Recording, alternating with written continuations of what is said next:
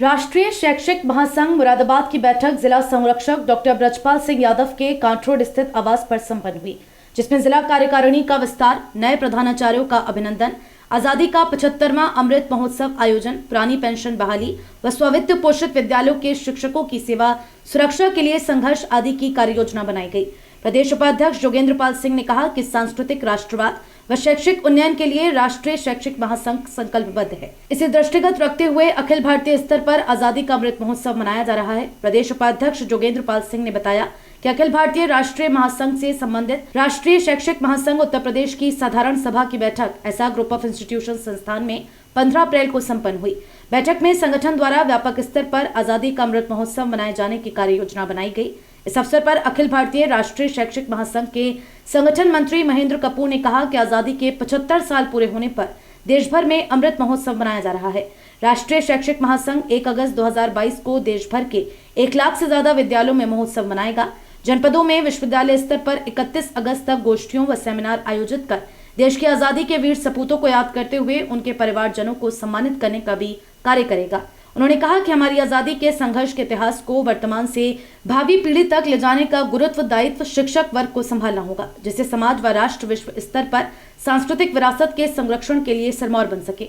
संगठन के कार्यकर्ताओं व पदाधिकारियों को समाज व सरकार के समक्ष सकारात्मक सोच व कार्यक्रमों के साथ उपस्थिति दर्ज करानी होगी। महेंद्र जी ने कहा कि जब हमारा संगठन समाज व सरकार के लिए शैक्षिक निर्माणकर्ता के रूप में पहचाना जाएगा, तब हम शिक्षा जगत के बदलाव व परिवर्तनों के निर्माणक होंगे।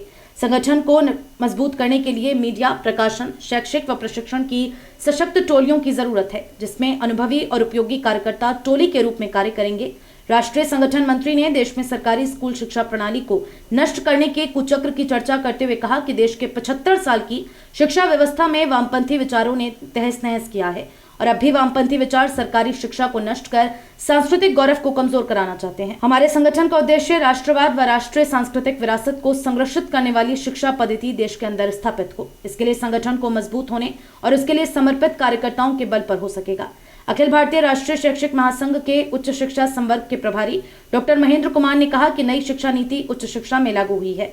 इसे और प्रभावी बनाने तथा इसे प्रभावी बनाने में आने वाली अड़चनों को दूर करने के लिए सार्थक व सटीक सुझावों की जरूरत है। इस अवसर पर प्रदेश अध्यक्ष संतोष कुमार सिंह ने पुरानी पेंशन बहाली व स्ववित्त पोषित विद्यालयों के शिक्षकों की सेवा सुरक्षा के लिए सड़क से सरकार तक निर्णायक संघर्ष किया जाएगा। अति सरप्राइजिंग रहा। जैसे कल भाई साहब का फोन आया था मेरे पास, तो मुझे एक आंतरिक खुशी, बहुत ऐसा लगा कि मुझे नहीं लगा कि मैं किसी अजनबी जगह आई हूँ।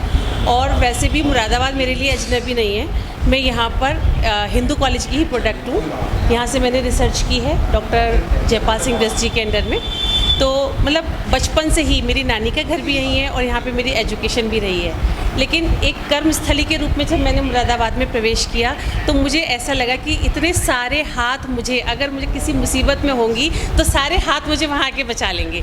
एकदम से ये फीलिंग मेरे को हो रही है और मतलब पक्का विश्वास ही है कि अगर कभी भी मैं किसी समस्या में आई है, किसी निर्देशन की मुझे आवश्यकता पड़ी, तो आप सब बड़े भाई मेरे साथ हैं यहाँ पर। और बैठक में कौशल्या इंटर कॉलेज में प्रधानाचार्य का पदभार ग्रहण करने वाली डॉक्टर मनीषा अग्रवाल का राष्ट्रीय शैक्षिक महासंघ के बैच लगाकर भगवा गमछा, स्मृति चिन्ह व शैक्षिक संकल्प पत्र का भेंट कर अभिनंदन किया गया व राष्ट्रीय शैक्षिक महासंघ की सदस्यता ग्रहण कराई। जिला अध्यक्ष डॉक्टर राजीव मोहन सिंह ने जिला कार्यकारिणी का विस्तार करते हुए किसान इंटर कॉलेज जहांगीरपुर के प्रवक्ता विजय कुमार राम को जिला कोषाध्यक्ष, सर्वोदय इंटर कॉलेज डिलारी के प्रवक्ता अमित दिवाकर व सूरजपाल सिंह को जिला कार्यकारिणी सदस्य मनोनीत किया।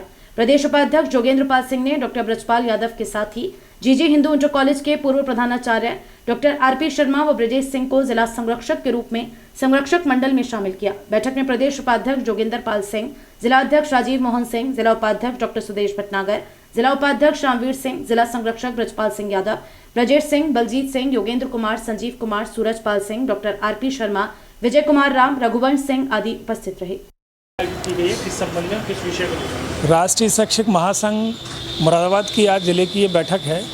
इसमें जो नए कार्यभार ग्रहण करने वाले प्रधानाचार्य इंटर कॉलेज में यहाँ उनका अभिनंदन का कार्यक्रम था और अभी 14 और 15 अप्रैल को लखनऊ में एसआर इंस्टीट्यूट में राष्ट्रीय शैक्षिक महासंघ की साधारण सभा की बैठक हुई थी।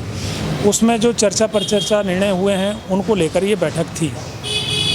इस बैठक में जो राष्ट्रीय शैक्षिक महासंघ की उत्तर प्रदेश की बैठक हुई लखनऊ में, उसमें तय हुआ है कि पूरे देश के अंदर 1 अगस्त को राष्ट्रीय शैक्षिक महासंघ अमृत महोत्सव, आज़ादी का जो 75वां अमृत महोत्सव मनाया जा रहा है, पूरे 1 लाख से अधिक विद्यालयों में अमृत महोत्सव का एक साथ आयोजन 1 अगस्त को करेगा।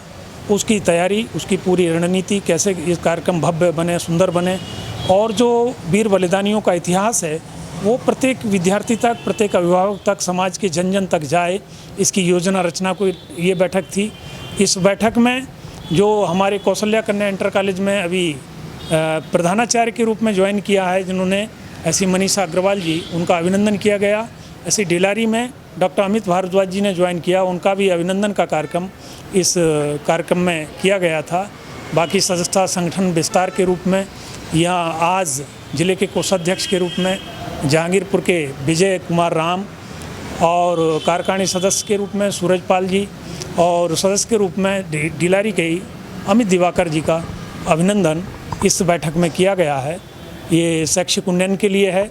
और प्रदेश अध्यक्ष राष्ट्रीय शैक्षिक महासंघ श्री संतोष कुमार सिंह जी ने लखनऊ में उद्घोषणा की है कि पूरे प्रदेश के अंदर पुरानी पेंशन बहाली को लेकर और वित्त विहीन शिक्षकों की सेवा सुरक्षा को लेकर एक व्यापक बड़ा आंदोलन पूरे प्रदेश के अंदर शुरुआत की जाएगी। गुजरात में इस तरह का आंदोलन शुरू हो चुका है, और पुरानी पेंशन बहाली तक और वित्त विहीन शिक्षकों की सेवा सुरक्षा तक, बाकी तमाम शैक्षिक समस्याओं के समाधान तक और शैक्षिक उन्नयन के लिए ये राष्ट्रीय शैक्षिक महासंघ का अभियान जारी रहेगा।